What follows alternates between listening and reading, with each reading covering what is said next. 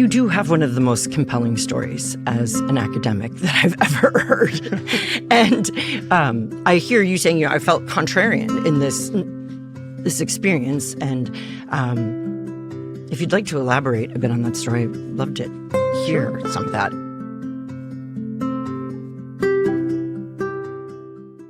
So basically, for me, the sort of lack of fit between who I was as an individual and my environment sort of culminated with failing out of high school. Like right after I got kicked out of school, my girlfriend at the time, who's my wife for 29 years, found out she was pregnant, which is like not a good start to life. And so we got married. We ended up with 2 kids before we were 21. We were on welfare. I was doing a string of minimum wage jobs, just trying to get by. We had literally had a paper route in the morning just to make ends meet. And, there's a moment where you realize it's one thing to ruin your own life. It's another thing to ruin the lives of little kids who didn't ask to be born, right? And so, I remember my father was the first college graduate in our entire family. And I had watched what that did. He was a mechanic. He became a mechanical engineer. I watched how that changed him and changed our family circumstances. So I was like, well, I guess I need to go to college, which is kind of funny. I got my GED, and I enrolled at Weber State University. But it was in that moment, and especially in that time at Weber State, that really things changed from, I knew I was different, but I thought that was a problem, to, oh, we're just human beings and we're unique. And if you understand that, you can do a lot. So even early on, I started realizing there were just certain things that fit better. So much of succeeding is getting a good fit between who you are as an individual and your environment, including other people. And so I'm plugging along, just doing it. You did pretty good. And then I had this crucible moment for me, which completely changed my life, and has really affected everything I've done professionally since. It's about 2 years in, and I'm doing pretty well at school.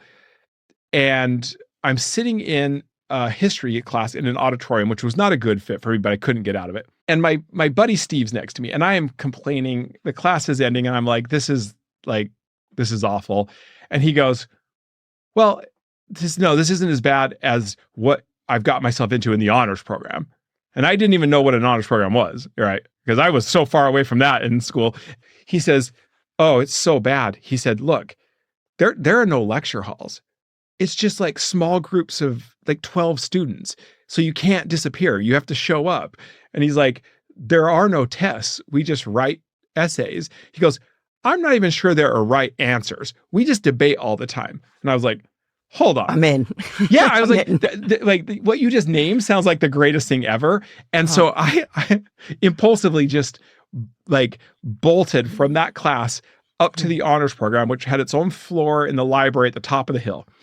And I went right in, and the secretary, a woman named Marilyn Diamond, who will be important to this story, I said, I want to be in the honors program. And she said, okay, great.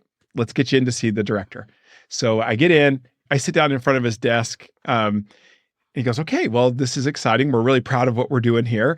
He goes, I just have a few questions for you. Let's get this formality right out of the way. He's like, what was your high school GPA? No, not the I said, 0.9. And he goes, no kidding. He goes, what 0.9? I'd left out the most important part, right? And the 3, you left the 3.9. Yeah, I left the 3 out. And I said, 0.9. And he was really nice about it, but he was like, I'm sorry, you can't be in the honors program. And I was mortified. I just impulsively ran up here, didn't really think about it. Well, of course they're not going to accept someone with that kind of academic background. And so I'm just grabbing my stuff, apologizing for wasting his time. I just want to get out of there. And I go to leave the room, and Marilyn Diamond, her desk is right next to the door. And as I'm walking out, she reached out and literally grabbed my arm. And she said, hey, I overheard the conversation. She said, if you want this, don't take no for an answer. And I was like, I didn't know you could do that. Didn't know you could. So she says, just sit on the couch and don't leave until he changes his mind. So she sits me on the couch. I was there for over 3 hours. It was the most awkward. It felt like an entire day. And I go back in his office and he goes, look, why do you want to be in the honors program? Because on paper, it makes no sense.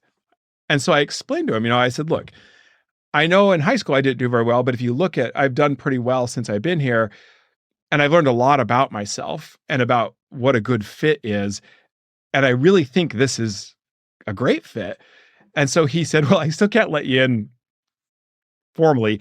I can let you in on a provisional basis. So he let me choose one class. And he said, if you do well, I'll let you choose another. And I'll never forget this. He said, by well, I don't mean that you were the best academic performer in the class. I mean, I'm going to call your professor and she better tell me that she can't imagine having that class without you, right? That you contributed that much. And I was like, okay. So I picked a class called Plagues of the Modern Age, which almost made me a vegan. I was so terrified, but it kept my attention and it turned out to be exactly right. It was such a great fit. And flash forward, I ended up graduating from Weber State with a 3.97 GPA in psychology and pre-med as the honor student of the year on my way to Harvard for grad school. Now, there's really two things that I learned from that story. One is, appreciating our individuality, not as like selfishness or individualism, but as I have distinctiveness that really does matter. And if I don't appreciate that, I'm not going to really be able to thrive in the same way that I could. The second part, though, that I've just never forgotten is the role of other people in our lives. I worked really hard. I did. I put in all the work. But if it weren't for Marilyn Diamond, my life is completely different. And it's okay to say that both of those things are true.